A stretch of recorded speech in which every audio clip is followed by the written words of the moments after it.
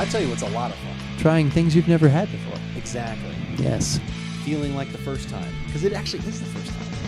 Have you never had... Am I sitting here with Lou Grant? What's that? Am I sitting here with Lou Grant? Yeah. Feels like the first time. Yeah. Like Trying you've opened up the wide cast. Had Door, I before. don't know. Yeah. Okay. You've never had before. Don't sing too much more. We have to pay for it. Okay. There's only so much because your rendition was very close. All right. I'll stop. It's almost like Lou Graham was right there. I was here, and then you were there. Like he's moving between He's our going bodies. back and forth. There's something weird going on here, and it's not just the wine that I have never had, never even have heard of. That is what we have for this Give It a Shot. I'm Andrew. And I'm Keith, and we are AboutBeverages.com. And the beverage that we're about today is the Espiral Vinho Verde white wine. It's as You just we said do it all. repeat. It's something. It's from Trader Joe's. So Vino Verde translated means green wine. Okay. But actually, it means young wine. These wines are made and they're rarely even aged, and they're just meant to be consumed quickly. Let me stop you right there. Yes. Is this like the veal of wines? Like, because I'm against it. No, it's not the. Okay, well, you said it was young, so I No. didn't know if we were No, like... there's no slaughtering like these, involved here. Okay, Yeah. go on then. Continue. And it's from a region. It can be made up of numerous types of grapes, and they're usually on the lower side alcohol-wise. When we pour it, you'll see there's a little bit of carbonation to it. That I guess originally when it was made, that was an unintentional byproduct of a little extra fermentation. Oh, okay. Now they actually do that. They add a little. I think they do it intentionally, but they add a little CO2 to control, and so it's not like you're getting extra funk and other things in there. So Simpson, add the carbonation again. It was excellent. Let's do it. Let's do it. They love it. They love it. They can't get enough. They like it. Okay. They can't get enough. Well, yeah. So you came to me after last week, and you're like, "Hey, I've got a bunch of ideas for our future podcasts, all wine-related things, because that's definitely something." Well, we're both passionate about that, but I think you even a little more so. And you brought to me this list. And I was like, "Oh my God, all these ideas are great!" And like I said, a couple of them were literally the title was wines I have never heard of at all whatsoever. And I was like, "That's true. I have not heard of this one or the one you'll see in a little while." And I was pretty sure the red wine you would have never heard of. I didn't know you hadn't heard of this one though, so I was a little bit surprised. Yes, but that's great. So we're gonna try some Vino Verde. you did bring in the wine. I don't know exactly where you put it. Somewhere I had it. I left it around. Oh well, of course. Of course. Phil is always watching our beverages. If you've watched this at all, he's always checking them out, making sure they're proper temperature. He's making sure that they he's a curator. are open. He's a curator. He's the About Beverages beverage curator. He's our sommelier tonight. Yes, he is. So he is over there looking longingly at that bottle, staring at it. Unfortunately, he's about to be very sad because we are going to drink it now. So yeah, if you want to grab that, we're going to go ahead and take that back and pour some. Get out pour some of this. bottle opener. There we go. That one will work. Yes. I do like the bottle is very pretty. I'm surprised. Well, it's how familiar are you with this style? Because I'm surprised something like this has not made its way out during Thanksgiving.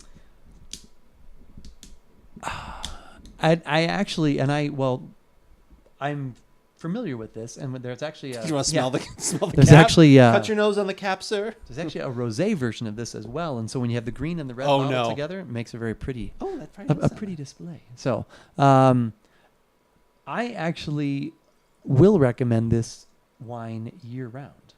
Okay. Because Especially in Arizona where it's 1,000 degrees all the time. Because I think it is. Now it is. I don't know how much you want me to. I'm not gonna say anything else. Okay. I'm just gonna let you try it, and then we'll talk about it after. All right.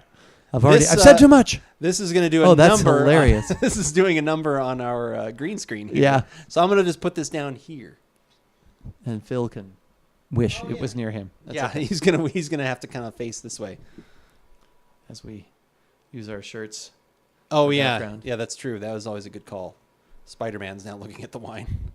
It's a very pale yellow. That is pale yellow. That's clear.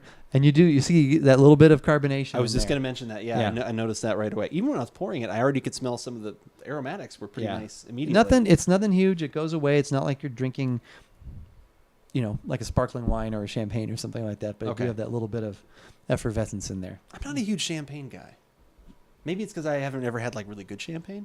Well, that could be because champagne and Prosecco's and things. We've tried Prosecco on the Prosecco's, podcast. yes. Yeah, okay. But champagne specifically. Like, I'm Okay. always kind of like, that, like, champagne equals headache to me, usually. Like, there's something about Cheap like, those champagne equals headache. Yeah. Too that's- much well, champagne like I equals said, headache. That's true. But good stuff. You'll be all right. Sniff time? Oh, yeah. I get, like, green apple and pear kind of going on in there. Yes, that's what I usually get from this as well. Yeah, that smells really nice. It's kind of more toward the perfumey side. There's like a little bit of like Yeah, a there's a low, little pop of something. there's like a little low sweet in the aromatic, but then it goes more toward the perfumey of those two things. But it smells Yeah. really good. But it's not clubbing me over the head or anything like that. No. It's just a nice, really good, solid aroma. Well, Like it's and not. that's- yeah, it's not like, oh God, like that's just. So it is young, and so there's not a lot of flavor. There's flavor, but there's not a lot of development and Okay. complex flavor going on there.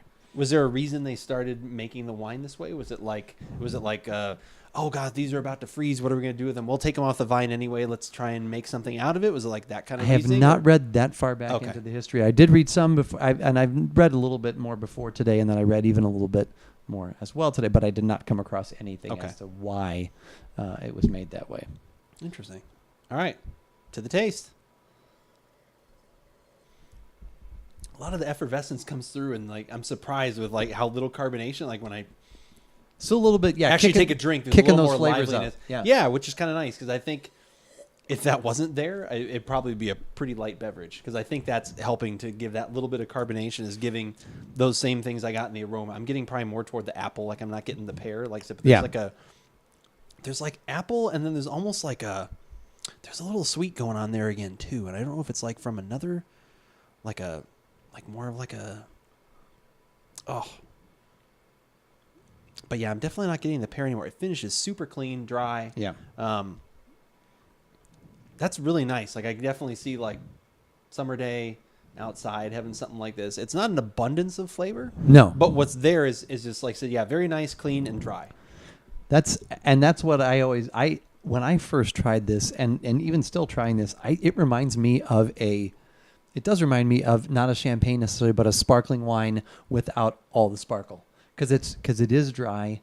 It does have the pear and the apple, depending on, maybe some years are a little bit different, but it has those kind of notes, but just a little more restrained, but just not with all the bubble.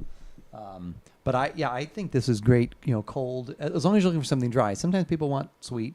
This is not going to do it for you. Yeah. But I also, I think this does go well with like turkey. You could have this, I think, at your. Now that being said, some people might say, I'm not bringing a $5 bottle of wine. This is Trader Joe's. This is $5. Oh, that's I'm good. sure there are the other Vino Verdes that cost more. But I think this, like I said, it does pair well with turkey, would pair well with chicken, or it's just, good. Probably by some itself. spicier foods too, like Asian cuisine. Like if you kind of went with like some like spice, do you think that would hold up or no? I don't know. Like you said, it's kind of a Yeah. reserved. I didn't know if the effervescence and the dry would kind of cut through some of that stuff, but maybe not. But maybe then the flavors would get lost, and then you really kind of don't. That's I true. think that's what I would think is you're probably just Okay. going to get a little effervescence and the fact that it's chilled. How about cheese? Okay. What if we wanted to have some cheese with this? Would I think we could have like, cheese. If we had certain kinds, like what's that one? I The have, unexpected cheddar. Or the- Yeah, that would be as long. I think as long it's as got to it's be on not a milder side. Yeah, a right? milder cheddar. So blue cheese, like a mild cheese right. like that, Limburger, things of that nature. Really strong brie. Blue cheese. Actually, blue cheese might be okay with this. Something like a goat, like a creamy goat, would probably Yeah. be good with this. A little bit of that funk, and then you'd have that. So This is really. I actually, honestly, do like this. I think this is, and I tend to not like the sweeter like whites as much. Okay. Like I am more toward the something like this. It's a little dry. Like obviously, I don't want it to be like I just had sand. It's so dry. But yeah, exactly. I need to add some water for this. But no, I think this is really nice. Especially right now. It's still sadly 95 degrees today. Whatever. although it was. today was quite pleasant when I got out of the car after my drive over here more, yeah, this evening. better. More better. More better butter. And what is also hopefully more better is AboutBeverages.com. That is the place where you can find all of our previous reviews, videos, all those different types of things, notes, links. All these things can be found at AboutBeverages.com. And but if you just want the videos, if you want to just get straight to the heart of the content, you can also subscribe to us on YouTube, which we appreciate. And we are also available on iTunes if you only want audio, because these visuals are just too much, good or bad. Who knows which.